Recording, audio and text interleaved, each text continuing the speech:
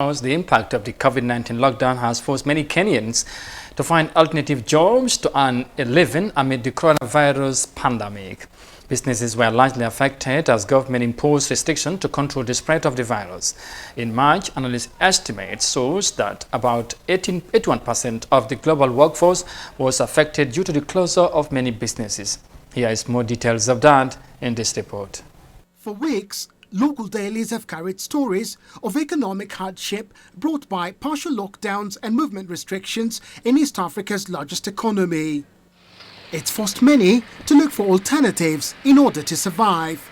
Nowhere is that more evident than at this makeshift market that sprang up over the last few weeks in this affluent neighborhood in Nairobi. Virtually everyone you see selling goods here was doing something different to earn a living before COVID-19. Selling fruits and vegetables from the back of this 25-year-old Volvo is what Florence Waithera now depends on as her main source of income. Her immediate former boss lent her the vehicle to operate the business after she was sent home on compulsory leave. They told me instead to stay home, inside the house, they will cover the car. So I can come and sell it.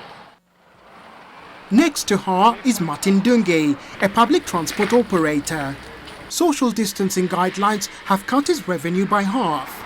So now, in place of passengers, he sells pineapples.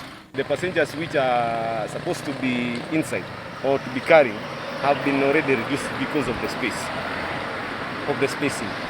So you find that this car is not making, or it's not meeting its target. And that's why you find me selling the fruit, since you find that if I'm even making more. According to the International Labour Organization, in March, more than 4 out of 5 people, about 81% in the global workforce of about 3.3 billion, were affected by full or partial workplace closures. In Kenya, the president says 500,000 jobs could be lost if the pandemic persists throughout the year. Despite the government's stimulus package to cushion small-medium enterprises, Julius Mbogo, who operated a car hire and tour company before COVID-19, now sells fruits from his vehicle.